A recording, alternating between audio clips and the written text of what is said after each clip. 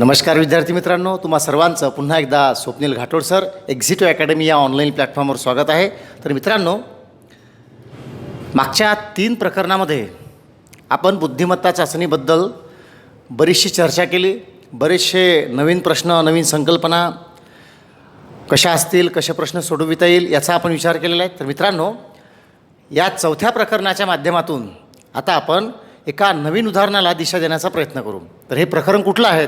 तर मित्रांनो, verbal section म्हणजे शाब्दिक विभाग यामधलं हे 3रं प्रकरण आपण घेतो आहे ऑनलाईन लेक्चरच्या माध्यमातून, ज्याचं नाव आहे गाडलेली पदं शोधणे. लक्षात ठेवायचं, कुठली पदं आहे? गाडलेली पदं शोधणे. मित्रांनो, हे एक बेसिक प्रकरण आहेच, मुळात प्रश्नच नाही. आता ह्या प्रकरणाचा हा पहिला व्हिडिओ, बरोबर ना? आणि नेहमीच आपला एक प्रश्न राहिलेला आहे आणि नेहमी आपण शिकविताना या गोष्टीचं पथ्य पाडलेलं आहे की बाबा पहिल्यांदा बेस समजला पाहिजे, बरोबर ना? सो मित्रांनो, गाडलेली पदं शोधणे, मिसिंग नंबर अँड वर्ड, हे जे प्रकरण आहे हे एक अत्यंत महत्त्वाचं प्रकरण.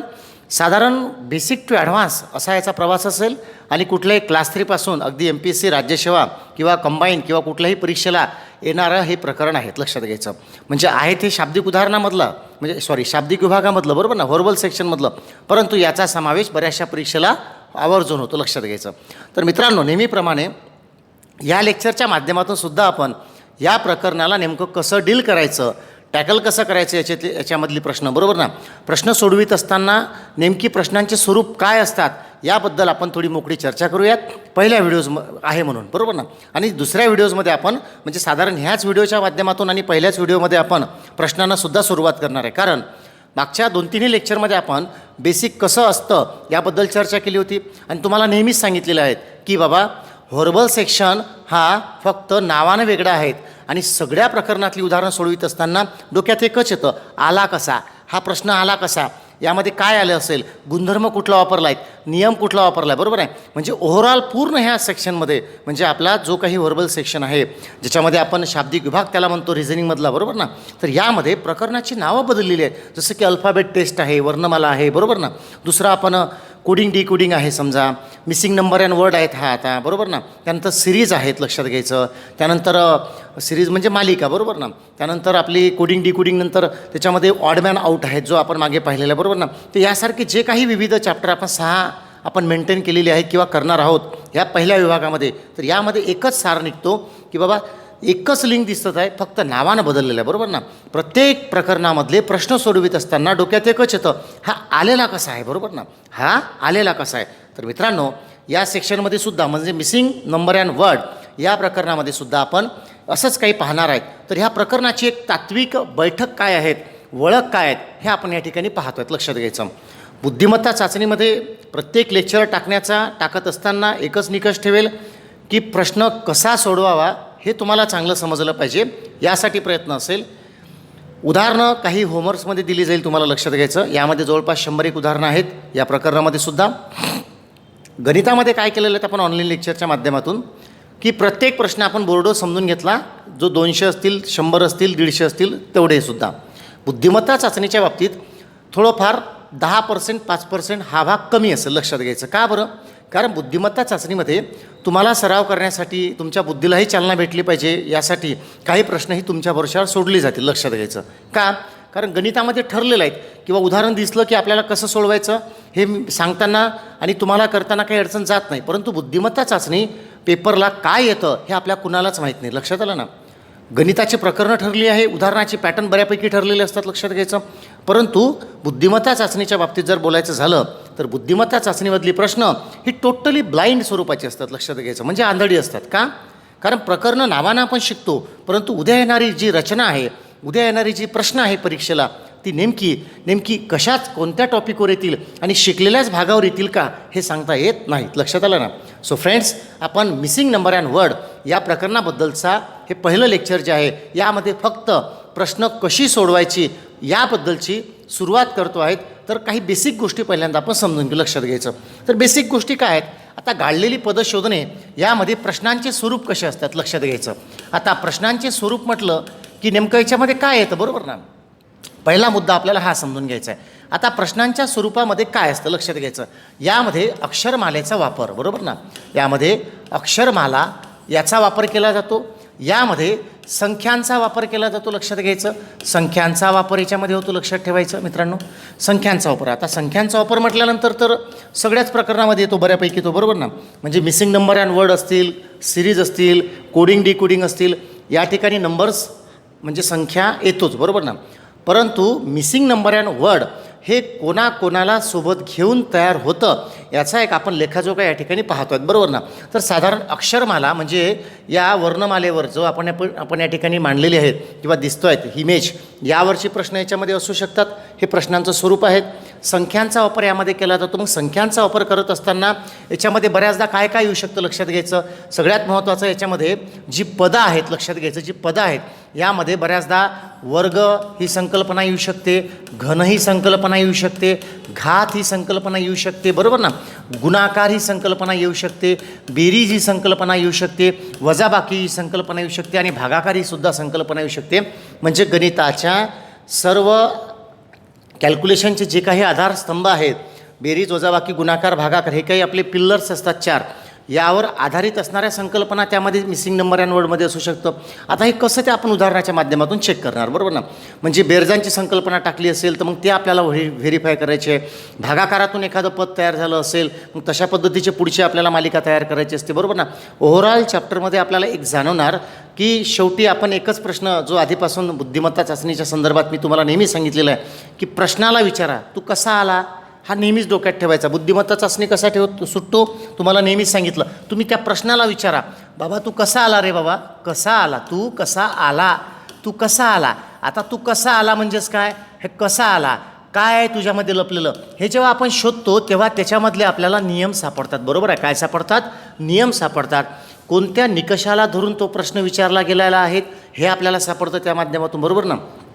प्रकरणं सोपे आहेत मुळात, ते लक्षात घ्यायचं. मिसिंग नंबर अँड वर्डच नाही तर व्हर्बल सेक्शनमधला कुठलंही प्रकरण तुम्ही 6 पैकी शोधा, तुम्हाला एकच लिंक सापडणार.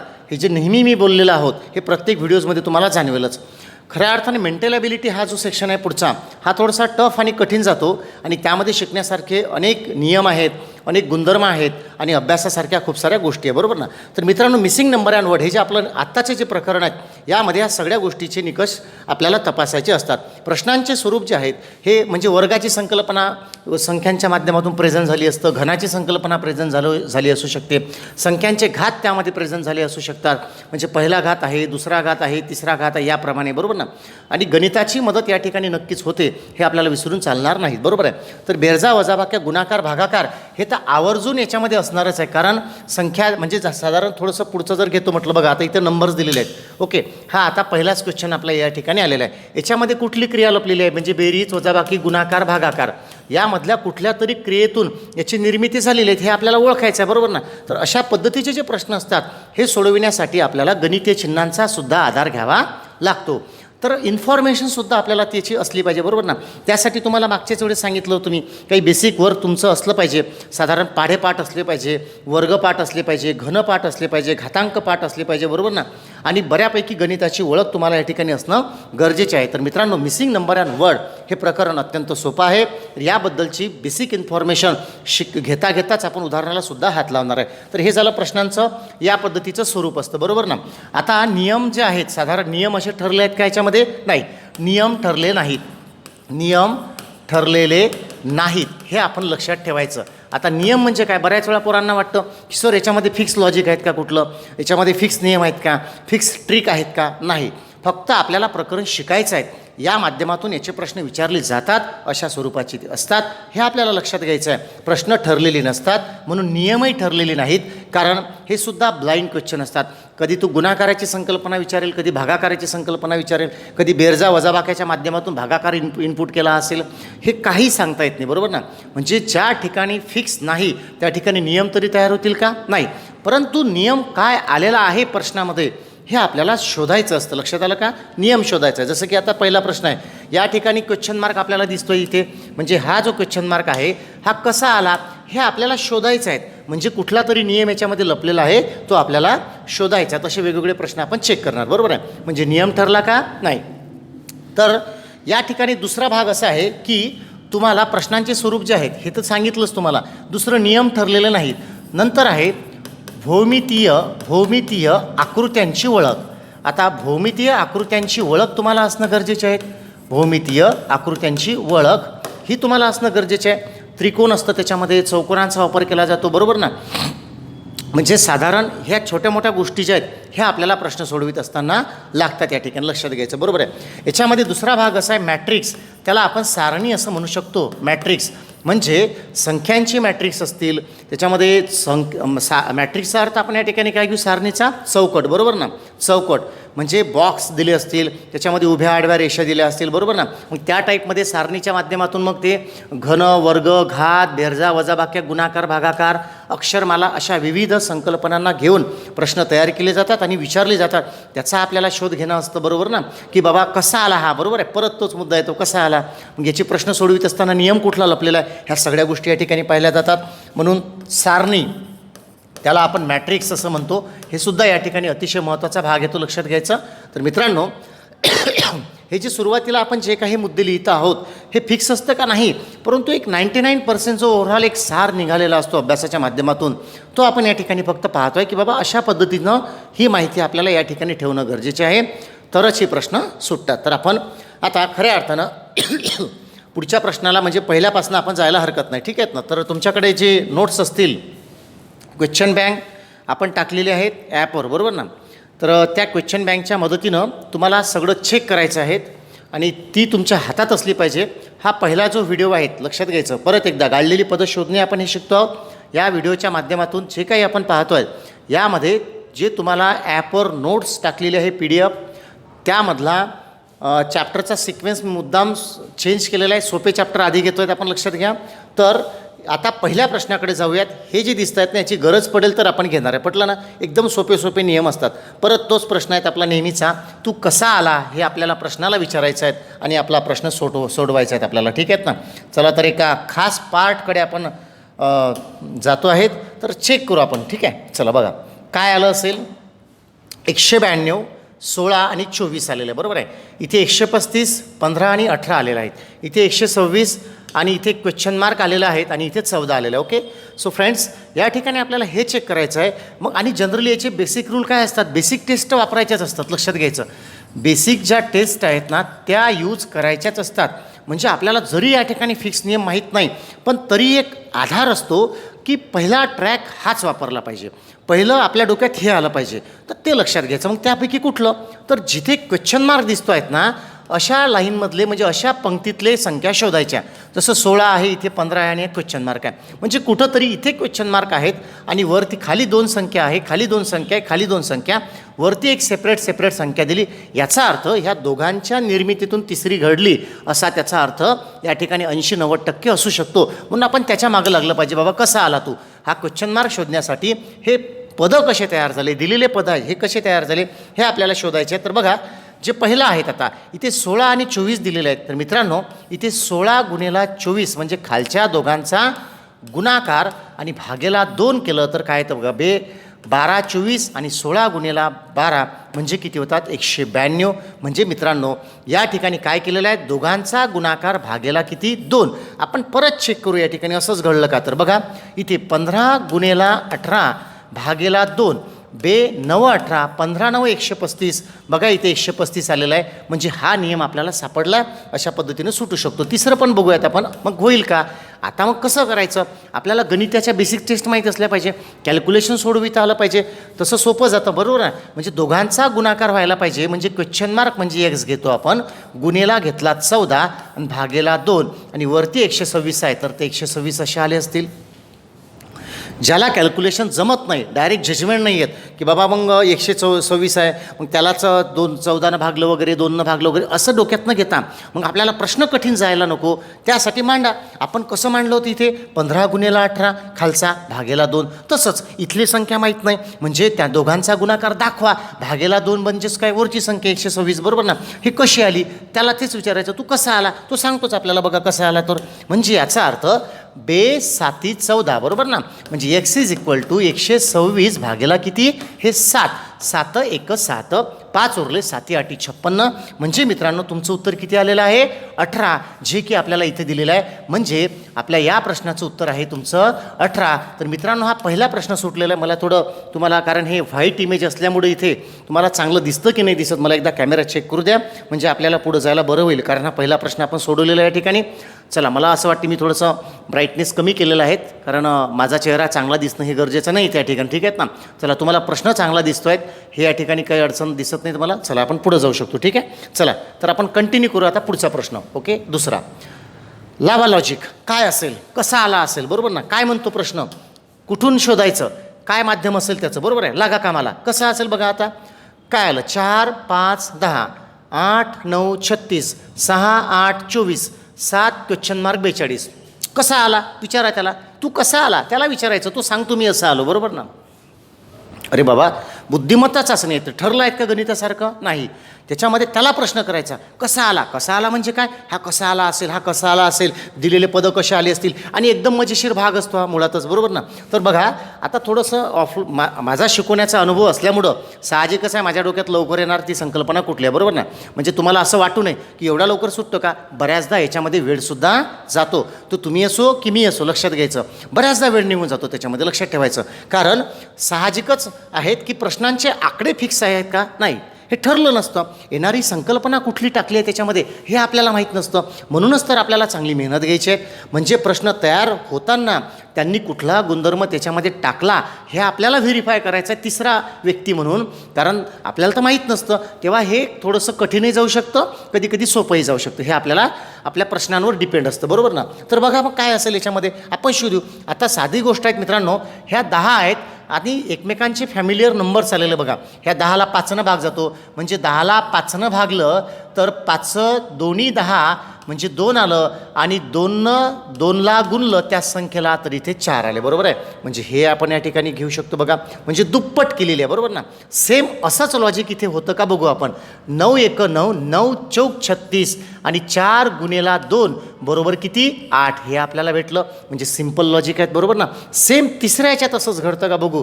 8नं 24ला कितीचा भाग बसतो 3चा, आणि 3ची दुप्पट केली तर किती येते 6, म्हणजे बरोबर आलेलं आहे. म्हणजे आपल्याला संदर्भ कसे भेटले बघा.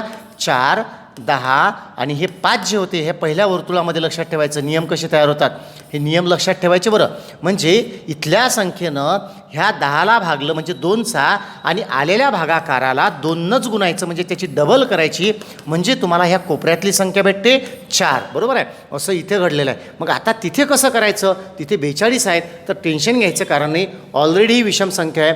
यानं त्याला भागा 7 सख 42, मग 6ची डबल काय होते 12, म्हणजे तुमचं उत्तर किती आहे मित्रांनो 12.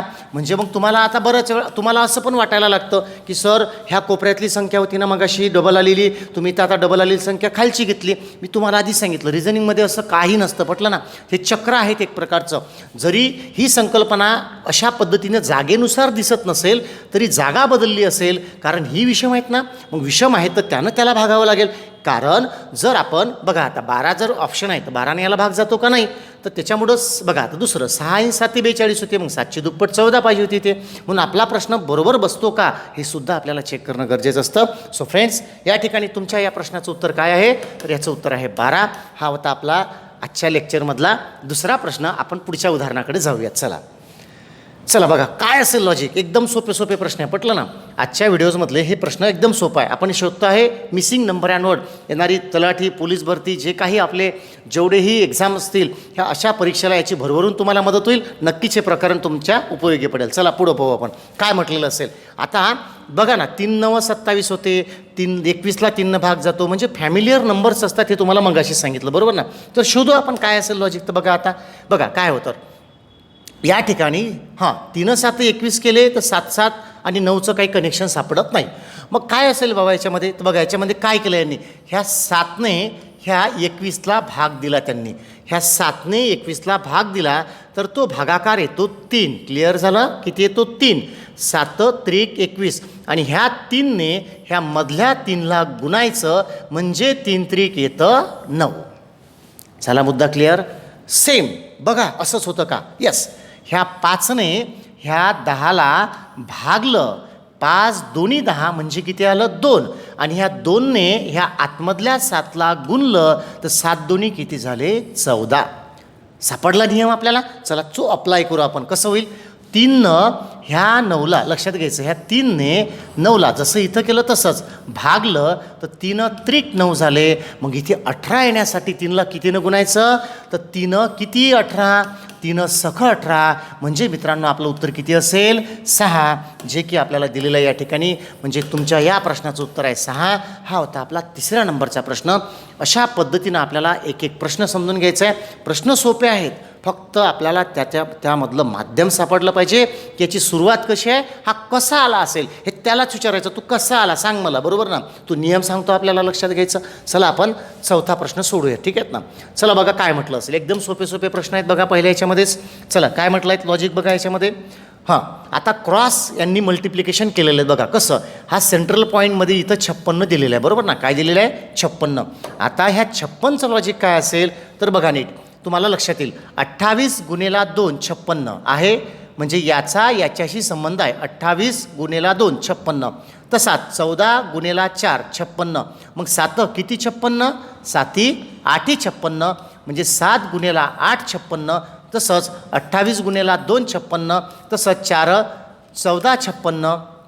त्याच्या अपोजिट संख्यांचा गुणाकार दिलेला आहे. म्हणजे या ठिकाणी काय केलेलं आहे त्यांनी, विरुद्ध संख्यांचा गुणाकार ही संकल्पना या ठिकाणी मेंटेन केलेली आहेत. सो फ्रेंड्स हे लक्षात घेतलं पाहिजे आपण. याचा गुणाकार किती येतं 7 8 56, म्हणजे याचं उत्तर येणार आहे 8. एकदम सोपं. म्हणजे आपल्या ह्या क्वेश्चन मार्कच्या ठिकाणी किती येणार 8 हे लक्षात घ्यायचं आहे. प्रश्न सोपे आहे, फक्त नियम लक्षात घ्यायचे. आता तुम्हाला काय करायचं लक्षात घ्यायचं, जे लोक ऑनलाईन कोर्स हा अटेंड करत आहेत त्यांनी आपलं एक रजिस्टर मेंटेन करायचं. आता माझ्याकडे इथे रजिस्टर नाही आहे, एखाद्या मुलाचं दाखवलं असतं तुम्हाला ऑफलाईनला आपण कसं मेंटेन करतो. तर रजिस्टर मेंटेन करायचं. माझ्या काही सूचनांचं खूप चांगल्या पद्धतीनं पालन करा मित्रांनो, कारण ऑफलाईनला हे गोष्टी करून घेतल्या जातात. इथं डोळ्यासमोर राहतात मुलं, परंतु तुम्ही तिथे हा व्हिडिओ पाहत असताना मी सांगतो त्या सूचनांचं पालन करा. ज्याप्रमाणे तुम्हाला गणित चांगलं समजलं ऑनलाईनमध्ये, त्याचप्रमाणे तुम्हाला बुद्धिमत्ता चाचणीसुद्धा खूप चांगल्या प्रकारे समजेल. हा माझा शब्द आहे. करायचं काय लक्षात घ्यायचं, जेव्हा जे नवीन प्रकरण सुरू होते त्याच्या आधी त्याच्या PDF तुम्हाला दिलेल्या आहेत क्वेश्चन बँकच्या, ती प्रश्न आपल्या रजिस्टरमध्ये असली पाहिजे. लक्षात ठेवायचं सिक्वेन्स वाईज, बरोबर ना. दुसरा भाग असा आहे, शिकविताना पहिलं लेक्चर यामध्ये काही सूचना केल्या आहेत का, जशा मगाशी केल्या त्याच्या एंट्र्या करून घ्यायच्या, त्या लिहून घ्यायच्या बघा. तिसरा भाग असा आहे की प्रत्यक्ष प्रश्न सोडवित असताना आपण या ठिकाणी काय करतो याच्या एंट्र्या करून घ्यायच्या आहेत, आणि प्रत्येक प्रश्न हा रजिस्टरवर मेंटेन करायचा आहे. नोट्सवर सोडवायचा नाहीत, टाईमपास करायचा नाही तुमचासुद्धा, बरोबर ना. लिहायचा, मांडायचा. 1 time investment life time benefit. एकदा मांडायचा, त्याला बरोबर मांडायचा, बरोबर ना. लिहायचं, आणि आपल्याला त्या प्रश्नामध्ये काय नियम सापडतो याची एंट्री आपण तिथे रजिस्टरमध्ये लिहायचं, रायटिंगमध्ये. पटलं ना. यानं काय होतं, एक्सपिरियन्स जनरेट होतो. लक्षात घ्यायचं, काय होतं, एक्सपिरियन्स वाढतो तुमचा. पटलं ना. तुम्हाला समजतं, तुम्हाला आठवतं, हां तो प्रश्न होता तिथे ना आपण असं केलं होतं, बरोबर आहे. हे लिहिल्यानं घडतं, तसं घडतं का नाही. म्हणून केवळ जाग्यावर उत्तर काढणं. आता हे मी तुम्हाला व्हिडिओच्या माध्यमातून शिकवतो आहो, म्हणून मी हा प्रश्न असाच सोडून दाखवला.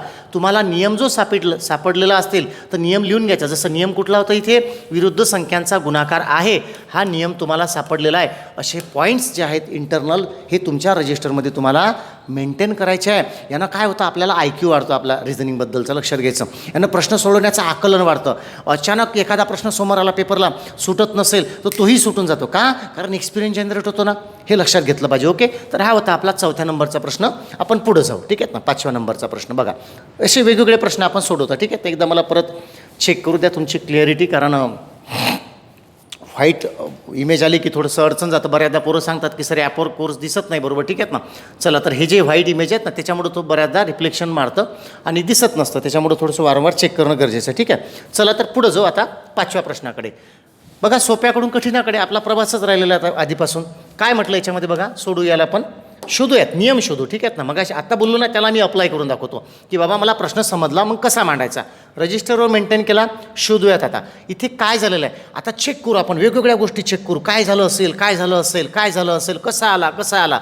चला, 3 आणि 2 5 होते, 5 7 35 होते. पहिलं डोक्यात आलं माझ्या, असं समजा 3 आणि 2 5 होते आणि 5 7 35 होते. मग 5 7 35 म्हणजे 3 आणि 2 5, आणि 5 आली तर बेरीज, मग 5 7 किती 35. आता 5नं 7चा गुणाकार 35 येतो म्हणून असं वाटलं मला साहजिक आहे. मग 2 आणि 1 3 झाले, मग 3 गुणेला 3 केलं तर 9 येते. मग काय लॉजिक सापडून राहिलं का? नाही सापडून राहिलं आपल्याला, बरोबर ना. मग 4 दोन्ही समजा 4 आणि 2 जसं 2 आणि 1 3, 4 आणि 2 6, 6चा संबंध असणारी संख्या 72 आहे तिथे. तर तसं काही होऊ येतं का? पण मित्रांनो, या ठिकाणी हे मोघमात काढलेलं उत्तर झालं. काही लॉजिक सापडलं का? असं परफेक्ट लॉजिक नाही सापडलं. नियम कसे असतात की तुम्हाला जे 2 पदं दिलेले आहे हे आणि हे, तो तुमचा प्रश्न झाला. जे 2 आधीचे दिलेले आहेत त्याच्यामध्ये एक्झॅक्ट कुठला गुणधर्म आहे तो बाहेर काढायचा आहे, पटलं ना. कारण तो एक्झॅक्ट असला पाहिजे. जो इथे आहे तोच इथे असला पाहिजे आणि तोच तिथे लागला पाहिजे, लक्षात ठेवायचं. माझं म्हणणं लक्षात आलं का? 5 7 35 हे ठीक आहे इथपर्यंत, 3 3 9 झालं हे ठीक आहे. पण लॉजिक आहे का? दोघांमध्येच तर विसंगती आहेत ना. याचा गुणाकार 35 आला म्हणून घेतला, पण त्याला वेगळ्या संख्येनं गुणलं, याला वेगळ्या संख्येनं. लॉजिक कसं पाहिजे? तोच जो नियम तुम्ही इथे लावत आहे तोच नियम याला लागला पाहिजे. म्हणजे दोघांमध्ये समान गुणधर्म असतील तर तोच गुणधर्म तिसऱ्यामध्ये वापरायचा आहे. हे आहे रिझनिंगचं लॉजिक. तर बघूयात आपण काय करायला पाहिजे. तर मित्रांनो, इथं काय झालेलं आहे थोडंसं माहीत असल्यामुळे मी थोडंसं डायरेक्ट घेतो. इथे काय घडलेलं आहे बघा. इथे एक घडलेलं आहे, ह्या 3चा घन लक्षात घ्यायचं. 3चा घन होतो 27 आणि ह्या 2चा घन होतो या ठिकाणी 8 आणि ह्या दोघांची बेरीज झाली या ठिकाणी 35. लक्षात ठेवा, परत लक्षात घ्यायचं. हा 3चा घन हा होतो 27, 2चा घन हा होतो 8 आणि 8 अधिक 27 किती 35. म्हणजे घनांची बेरीज हा नियम सापडला. आपण चेक करू दुसऱ्या याच्यामध्ये. रेड पेनचा वापर करतो बघा. आता 2चा घन होतो 8, 2चा घन होतो 8, 1चा घन होतो 1च 3 वेळा आणि 8 अधिक 1 किती 9. म्हणजे आपल्या ह्या प्रश्नाचं उत्तर आपल्याला या ठिकाणी भेटलं. ठीक आहेत ना. म्हणजे उत्तर किती आलेलं आहे 9. म्हणजे आपला प्रश्न या ठिकाणी सुटला आहे मित्रांनो. चांगल्या पद्धतीनं लक्षात घ्यायचं आहे. 9 आलेला आहे. ओके. म्हणजे आपल्याला नियम सापडला. नियम कुठला सापडला? जसं मी मगाशी बोललो ना, रजिस्टर मेंटेन करा. तर रजिस्टर मेंटेन करा याचा अर्थ असा सांगतो तुम्हाला बघा कसा, की काय झालं आहे, त्रिकोणात आलेल्या संख्या जे आहे आतमधलं म्हणजे बाहेरील संख्यांच्या बघा लक्ष द्या, बाहेरील संख्यांच्या घनाची बेरीज आतमध्ये आली आहे, आतमध्ये घेतली आहेत. ओके, हा झाला नियम, घेतली आहे. असे इंटरनल जे पॉईंट्स आहेत ना, हे तुम्हाला अधोरेखित करायचे आहे आणि स्वतःहून लिहायचे आहेत. पटलं ना. मला सापडलं, काय सापडलं? गुणधर्म सापडला. कसा सापडला? की बाबा बाहेरच्या संख्यांचे घन केले, त्याची बेरीज केली आणि आतमध्ये ते उत्तर आलं. आता तिसरं बघू आपण. तसंच येते काय, तर 4चा घन किती होतो 64, बरोबर आहे. 2चा घन किती होतो 8 आणि 64 आणि 8 किती 72. मग 72 ऑप्शनमध्ये असेलच, नक्कीच आहे बघा. म्हणजे तुमचं उत्तर मित्रांनो या ठिकाणी भेटलेलं आहे किती 72. अशा पद्धतीनं तुमचे हे प्रश्न सुटतात. तर एकदम सोपा भाग आपण पाहतोय. बुद्धिमत्ता चाचणीमधलं आपलं तिसरं लेक्चर आहे, सॉरी तिसरं नाही, आपला चौथं पाठ आहेत आपण पाहतोय, चौथं प्रकरण पाहतोय, मिसिंग नंबर अँड वर्ड. आपण जाऊया पुढच्या प्रश्नाकडे. आता चला लक्ष द्या. चला एकदम काय म्हटलं आहे बघा प्रश्नामध्ये. ठीक आहेत ना. जिथं अल्फाबेटिकल ऑर्डरचा थोडाफार जरी समावेश असेल त्याला आपण या माध्यमातून सोडवण्याचा प्रयत्न करू. ठीक आहे. चला बघा काय असेल आपला नेहमीचा प्रश्न तोच आहे, आवडीचा आपुलकीचा प्रश्न आहे तो.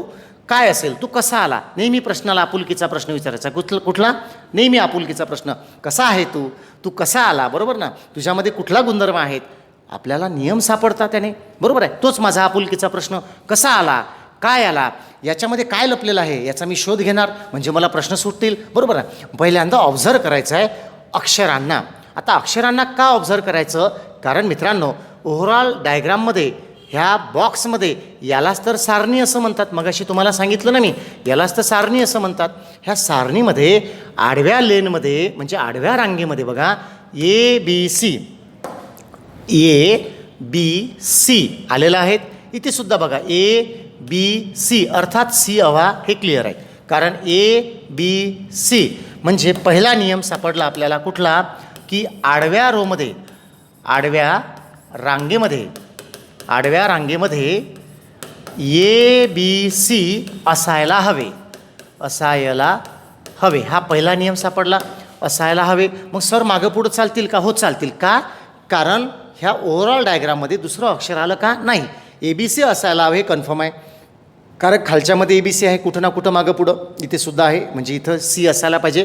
म्हणजे आपल्या उत्तराच्या ठिकाणी C आपल्याला हवा, हे पहिलं क्लिअर झालं. आता आता संख्या कशा आल्या आहे आपल्याला शोधायचं आहे, बरोबर आहे. तर संख्यांसाठी मी ब्ल्यू पेनचा वापर करतो. बघा कसं आलं असतील मित्रांनो. एक लक्षात घ्या, हे 27 जे आलेलं आहे मधात, हे लास्टमध्ये 9 आणि इकडल्या लास्टमध्ये 3 यांचा गुणाकार आहे. 3 9 27. एक सापडलं. हे असंच खरंच घडतं का हे आपल्याला शोधायचं आहे. तर खरंच घडतं. बघा 16 आणि 4, 16 आणि 4चा गुणाकार किती येतो? 64. साहजिकच आहे. म्हणजे आपल्याला दुसराही नियम सापडला. दुसरा नियम कुठला आहे? पहिले पद, बघा पहिले पद गुणेला खालचे पद, खालचे पद. पहिले पद गुणेला खालचे पद बरोबर मधले पद. हे आपल्याला सापडलं, नियम सापडला. मी काय बोललो तुम्हाला? नियमांचा वापर करायचा, नियम शोधायचे आणि आपले संदर्भ आपण लिहायचे. परत लक्षात घ्या, काय नियम सापडला पहिला मला? आडव्या रांगेमध्ये ABC असायला हवे, म्हणजे अक्षरांचा समावेश असायला हवा. दुसरं पहिले पद. दुसरा नियम कुठला सापडला संख्यांबद्दलचा? की पहिलं पद वरचं, म्हणजे हे वरचे, बरोबर ना. पहिले पद वरचे गुन्हेला खालचे पद आणि त्यांचं मधलं पद निघतं उत्तर. म्हणजे 3 9 27 मधात आलेलं आहे. 16 चौक 64 मधात आलेलं आहे. सेम असंच घडतं का हे आपण चेक करू. बघा 2 चौक 8 होते, म्हणजे इथं 8 पाहिजे, म्हणजे 8C हे तुमचं उत्तर पाहिजे मित्रांनो. 8C ऑप्शनमध्ये आहे आणि हेच आपल्या प्रश्नाचं उत्तर आहे. म्हणजे किती सुंदर आणि खास प्रश्न होता बघा. म्हणजे आपल्याला प्रश्न सोडवित असताना हे अशा पद्धतीनं सोडविता आले पाहिजे नव्हे, असा आपण प्रयत्न केला पाहिजे. म्हणजेच बुद्धिमत्ता चाचणीचा प्रत्येक प्रश्न आपल्याला टॅकल करता येतो. ओके, तर मित्रांनो हा 6वा प्रश्न होता. आपण जाऊया पुढच्या प्रश्नाकडे, 7व्या. चला बघा कसा आला असेल. परत तोच त्याला विचारायचा नेहमीचा प्रश्न आपला आपुलकीचा, तू कसा आला सांग मला, तू कसा आला तो सांगतो आपल्याला. बघूयात. आता ही मालिका तर बऱ्यापैकी मोठी आहे. परत नियम लक्षात घ्यायचे, नियम लक्षात घ्यायचे. हे तुम्हाला समजलंच पाहिजे. नियम कोणते कोणते तयार होते पाहिजे, पटलं ना. ऑब्झर्व करायचं. खाली त्रिकोण दिलेला आहे बघा, आपल्याला क्वेश्चन मार्क याच्यात दिला, म्हणजे खाली त्रिकोण दिलेला आहे, त्याच्यामध्ये परत 2 त्रिकोण आहे आणि वरती 12 आलेला आहे. शोधू आपण कसं आलं तर, ठीक आहे ना, शोधू. चला पहिल्यांदा आपण संदर्भ तयार. काय आलं असेल बघा बरं, वेगवेगळे नियम लागा बरं. ह्या 4 3ला भागलं, 3 3 4 3 12, 3चा वर्ग 9 होतो. पण तो 7 सोबत काही त्याचं गणित लागत नाही, बरोबर ना. कारण परत तिकडे 9 2 18 झाले, ते त्याचं काही गणित लागत नाहीत, लक्षात घ्यायचं. मग नेमकं आलं कसं हे आपल्याला शोधायचं आहे. काय करायचं आहे? आलं कसं शोधायचं आहे. मग बेरजा वजा बाकी गुणाकार भागाकार आहे का ते शोधू आपण, ठीक आहेत ना. असू शकतं, कदाचित नसू शकतं. तर बघा इथं काय झालेलं आहे, 7 + 9 किती झाले? 16. 7 + 9 किती? 16. 7 + 9 16 आणि खालचे मायनस झाले 4, म्हणजे किती राहिले हो? 12. बघा 12 भेटले, राईट. नियम सापडला. कसं केलं बघा, कसं केलं बघा. या ठिकाणी हा खालचा जो पूर्ण त्रिकोण दिसतो आहे तुम्हाला, बघा इथं मांडून दाखवतो तुम्हाला कच्चं, ठीक आहेत ना. या पद्धतीची जी डायग्राम आहे, इथे 7 दिलेले आहे, इथे 4 आणि इथे 9. तर मित्रांनो ह्या 7 आणि 9ची काय केली त्यांनी? ॲडिशन, म्हणजे 7 + 9 बरोबर किती? 16. हा आपल्याला नियम सापडला. आणि ह्या 16मधून जे खालचं पद आहे 4, हे वजा केलं तर भेटतं 12, जे की तुमचे 12 कुठं आहे? ह्या टॉपला दिलेलं आहे. मग हे पहिलं सापडलं. जरुरी नसते सापडल्याबरोबर हेच तुमचं उत्तर आहे. डायरेक्ट चौथ्या ह्याच्यावर जाऊ नका. चला आनंदी आनंदगडे इकडे तिकडे चोहीकडे, चला चौथा प्रश्न सोडूया, चौथा ऑप्शन सोडूया, असं करायचं नाही, पटलं ना. घाई नाही करायची. हे जे तुम्हाला सापडलेलं आहे याची पडताळणी करा, याची पडताळणी करा. याला दुसऱ्याही आणि तिसऱ्याही ऑप्शनमध्ये अप्लाय करून बघा, बरोबर ना. वापरून बघा, कारण खरंच बरोबर आहे का चेक करायला गेलं ना. तर बघा आता 12 + 9 बरोबर होते 27. Let me explain. 12 + 15 27. 27मधून हे 9 काढले तर किती राहिले हो? 18. बघा 18 सापडले. जेव्हा तुमच्याकडे इथंही तोच नियम लागला, इथंही तोच नियम लागला, तेव्हाच हात लावायचा डायरेक्ट. कारण 2दा झालं ना, तिसऱ्यांदा होणारच आहे. ते बघा 18 आणि 23 याची ॲडिशन करा. 8 आणि 3 11, 1 हातचा आला 1 3, 3 आणि 1 4, म्हणजे 41 झाले. 41 मायनस खालचे 17 करा. 11तून 7 गेले, 4 हातचा आला 1, म्हणजे 24 उरले. बघा तुमचं उत्तर 24 आहे की नाही वरती? येस, म्हणजे हेही उत्तर आपल्याला भेटलं या माध्यमातून. आता आपलं चौथं जे आहे ते ब्ल्यू पेनचा वापर करून सोडून दाखवतो. बघा असंच जर आहे तर आपलं उत्तर आपल्याला भेटून जाईल. 21 + 29 किती झाले? म्हणजे 21 + 9 1 10 0 हातचा आला 1 3, 3 आणि 2 5, म्हणजे 50, आणि 50 मायनस खालचे 11, म्हणजे 10तून 1 गेला 9 हातचा आला 1, म्हणजे मित्रांनो 39 तुमचं उत्तर आहे. बघा सी नंबरला 39 आहे. आहे, म्हणजे तुमच्या या ठिकाणी वरती काय येणार 39 आपला प्रश्न सुटला. अशा पद्धतीने हे प्रश्न टॅकल करायचे आहे. परत एकदा बघून घ्या सगळं ऑप्शन सहित प्रश्न बघा. चला तर मित्रांनो, हा होता आपला 7व्या क्रमांकाचा प्रश्न. आपण पुढच्या प्रश्नाकडे जाऊया. ठीक आहे, समजून घ्या, हे नियम लिहून घ्यायचे तुम्हाला. ठीक आहेत ना, याच्या एंट्र्या करायच्या आहेत रजिस्टरमध्ये. चला 8वा प्रश्न बघा काय असेल. इथे सुद्धा गुणधर्म आपल्याला सापडतातच, बरोबर ना. परत तेच मुद्दा कसा आला, आपल्या नेहमीचा आपुलकीचा प्रश्न आहेत. बुद्धिमत्ता चाचणीच्या प्रत्येक प्रश्नाला बाबा तू कसा आला रे, कसा काय आहेस तू, व्यवस्थित आहे की नाही तुझं, पटलं ना, कुठल्या नियमाला अधीन आहेत तू, कुठला नियम घेऊन आलाय, बेरजा आहेत का तुझ्यामध्ये, गुणाकाराचा नियम आहेत का, हे सगळे प्रश्न मनाला पडली पाहिजे आणि तीच आपल्याला उत्तरं देतात. मग बघा काय असेल आता शोधू. इथं तर एकदम सोपं आहे बघा ना. 9च्या पटीत 81 येते, 7च्या पटीत 56 येते, म्हणजे याचं लॉजिक तर कन्फर्मच झालं. कुठलं बघा, नियमच लिहून टाकू ना आपण. इथे नियम सापडतोच आपल्याला. काय झालं बघा, नियम पहिला तयार करू आपण. ठीक आहेत ना, कसा तयार करू बघा. आतमध्ये 1 आलेला आहेत, वरती 56 आलेले आहेत, इथे 81 आहे आणि इथे 9 आहे आणि इथे 7 आहेत. आता 7 किती 8 56, 9 9 81, 9 - 8 1, म्हणजे काय झालेलं आहे, उभा आणि आडवा भागाकार लक्षात ठेवायचं. भागाकार काय, उभा आणि आडवा भागाकार, आणि त्या भागाकाराचा पहिला नियम झाला की मग भागाकारातील फरक, भागाकारातील फरक हेच आपलं उत्तर असेल. लक्षात ठेवायचं. चेक करू आपण. बघा आता 7 8 56, 9 9 81, 9 - 8 1, भेटलं उत्तर. चेक करू आपण दुसरं रेड पेनने. 9 त्रिक 27, 9 चौक 36, 4 - 3 1, म्हणजे हाय नियम लागला इथं, इथे लागला. चेक करू तसंच आता. 9 त्रिक 27, 3 12 36, 12तून 3 गेले किती 9, म्हणजे आपलं उत्तर 9 पाहिजे मित्रांनो, जे की आपल्याला बी नंबरला दिलेलं आहे. म्हणजे आपला प्रश्न सुटला या ठिकाणी. आपलं उत्तर आपल्याला भेटलं 8 नंबरचं 9. लक्षात येत असेल. हा व्हिडिओ खूप चांगल्या पद्धतीनं पहा. पहिला लेक्चर आहेत मिसिंग नंबर अँड वर्ड, पटलं ना. चला पुढचा प्रश्न काय, चला 9वा प्रश्न आहेत. शोधा, लागा कामाला, काय असेल. चला लावा डोकं. 1-2 सेकंद तुम्हाला देतो आहेत. 9 नंबरचा प्रश्न 1-2 सेकंद घ्या आणि सोडवा. त्याला कसं लॉजिक दिलं असं. ठीक आहेत ना. हा STI मुख्य परीक्षा 2012ला आलेला क्वेश्चन आहे. तुम्हाला क्वेश्चनसुद्धा सांगतो आहे. 7 नंबरचा जो प्रश्न झालेला आहे तो STI 2012ला आलेला क्वेश्चन आहे.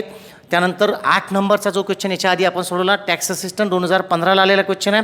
आणि हा जो 9वा आहे हा आता STI मुख्य परीक्षा 2012ला आलेला क्वेश्चन आहे. त्याच्यामुळं लक्षात घ्यायचं, सोडवा. कसा असेल, आडव्यांचं आडव्याशी, उभ्याचं उभ्याशी कनेक्शन असतं, अशा याच्यामध्ये हे लक्षात ठेवायचं, बरोबर आहे. चला काही सापडलं का, चला मी सांगतो तुम्हाला. आता काय आहेत यांनी काय केलेलं आहे नीट लक्षात घ्या. 7 9 63 बघा, 7 9 63 झालं. आणि 8 पंच 40, 8 पंच 40 याची वजाबाकी त्यांनी केली. 3 3, 6तून 4 गेलं 2, बघा 23 मधलं आलं एकदम क्रॉस, बरोबर ना. काय केलं बघा त्यांनी, 7 × 9 वजा 5 × 8 हा नियम सापडला पहिल्या याच्यात. बघा आपण दुसऱ्या याच्यात सुद्धा नियम लावून बघू. चेक करा. 13 × 4 बरोबर आहे. 13 × 4 म्हणजे 13 चौक किती आता 52, बरोबर ना. म्हणजे 13 × 4 किती 52. चेक करा किंवा वरती मांडा त्याला. 13 चौक किती 52, बरोबर आहे. आणि 12 दोन्ही किती 24, करा वजाबाकी. 12तून 4 गेले किती 8 राहिले, हातचा आला 1. 5तून 3 गेले 2 म्हणजे 28, बघा 28 आले की नाही आले. म्हणजे दुसराही नियम लागला आपल्याला. म्हणजे 4 × 23 या गुणाकारामधून 2 × 12 हा गुणाकार मायनस केला तेव्हा उत्तर 28 आलं मित्रांनो. म्हणजे साहजिकच आहे आपलं तिसरं उत्तर कसं असेल बघा. 8 9 72 झाले. मग 5 आता हेच तर प्रॉब्लेम आहेत. 8 9 किती झाले 72. आता 37 येण्यासाठी काय पाहिजे, तर हे 37 वजा करा म्हणजे दुसरी संख्या सापडेल आपल्याला. म्हणजे 12तून 7 गेले 5, हातचा आला 1, म्हणजे 7तून 4 गेले उरले किती 3, म्हणजे 35 यायला पाहिजे. तर आता 35 आपलं उत्तर इथं दिसत नाही. मग एक काम करायचं, बेरजा वजाबाकी आपल्याला सोप्या जात नाही. बेरीज करा. 8 9 किती आले आपले 72. 72मधून किती वजा केले म्हणजे उत्तर 37 येईल हे आपल्याला पाहिजे, बरोबर ना. मग शोधा त्याच्यामध्ये. आता 72मधून किती काढले तर येतं 72 मायनस समजा आपण कुठली एखादी संख्या घ्यायची, पटलं ना. ऑप्शनमध्ये आपल्याला काय काय दिलेलं आहे 7 दिले. समजा आपल्याला 37 पाहिजे. 8 9 72. सॉरी एक्स्ट्रीमली सॉरी, का मी बेरीज घेतली डायरेक्ट. 8 9 72 हे बरोबर आहे. गुणाकार आपल्याला चेक करायचा आहे. बघा 5 7 35 पहिला घेतला आपण. जर 7 घेतलं तर 12तून 7 गेले 5 गेले 7 राहते, हातचा आला 1, इथं आले 7 4 गेले 3 37 बघा उत्तर आलेलं आहे आपलं. एकदा परत त्याला सोडून दाखवतो कारण मी बेरजा टाकल्या त्या मधातच ते चुकलं होतं थोडं, ठीक आहेत ना. तर हे गुणाकार पाहिजे होता तो. 8 9 किती बघा 72. मग पहिलं ऑप्शन जर घेतला आपण इथं 7 तर 5 7 किती 35 करा. 72 - 35 12तून 5 गेले 7 हातचा आला 1 7तून 4 गेले 3 म्हणजे 37 आपलं उत्तर भेटलं. म्हणजे मित्रांनो आपलं उत्तर ह्या प्रश्नाचं किती आहे 7व्या नंबरचं. हा होता 9वा प्रश्न. हा STI 2012ला आलेला क्वेश्चन आहे मुख्य परीक्षेला तुम्हाला सांगितलेलं, ठीक आहेत ना. चला पुढचा प्रश्न काय असेल आता. 10 नंबरचा प्रश्न जो आहे हा 10 नंबरचा प्रश्न STI 2013 याला आलेला आहे. म्हणजे माझ्याकडे लिस्ट आहेत ॲक्च्युली क्वेश्चन पण आहेत आणि ते कुठल्या परीक्षेला आलेलं आहेत याचंसुद्धा तुम्हाला या ठिकाणी सांगता येईल. तर 10 नंबरचा प्रश्न बघा थोडा मोठा दिसतो आहे. लावा पुन्हा 1-2 सेकंद तुम्हाला देतो आहे. एकदम कठीण दिसतो आहे प्रश्न हा आणि याचं उत्तर काय असेल हे तुम्हाला या ठिकाणी ठरवायचं आहे. लक्षात घ्या.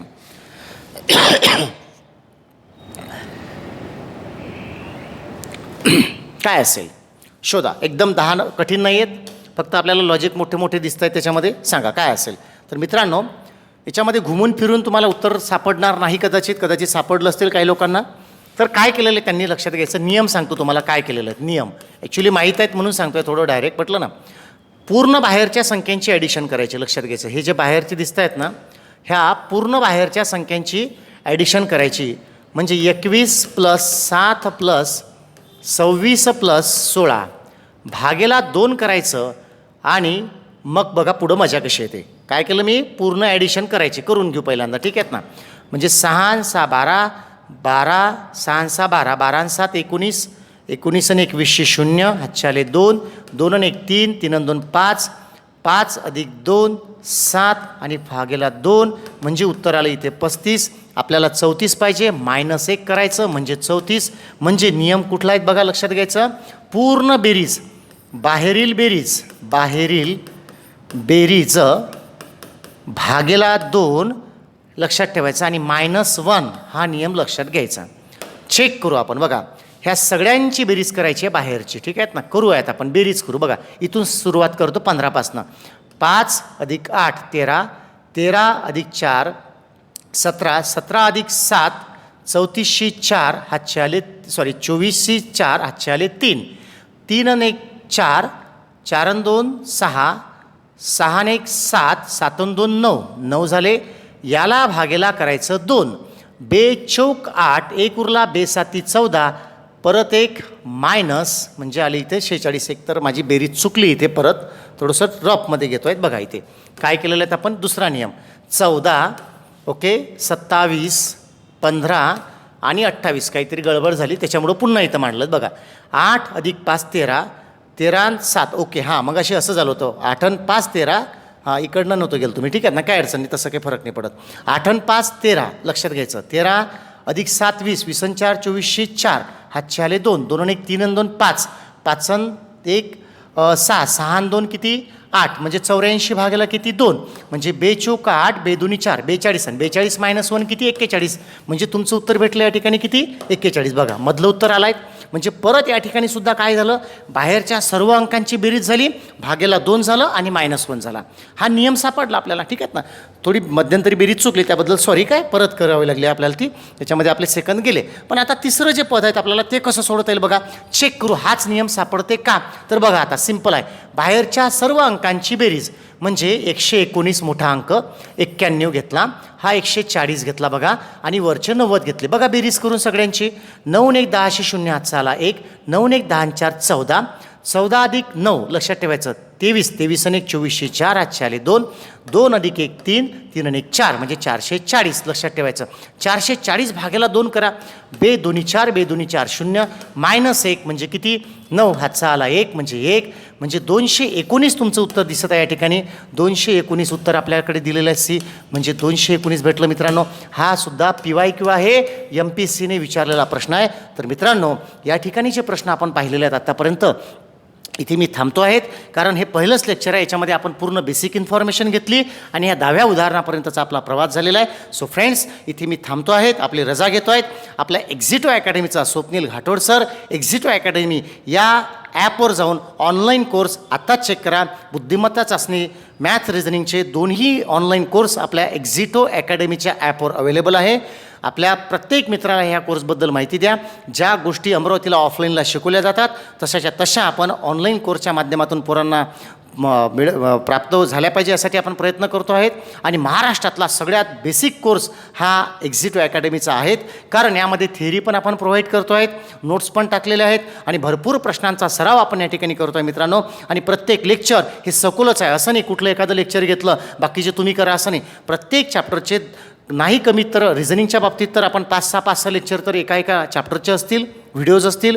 गणिताचे तर आपण एका चॅप्टर 10-10, 20-20 व्हिडिओ, 15-15 लेक्चर टाकलेले बघा एका चॅप्टरवर, बरोबर ना.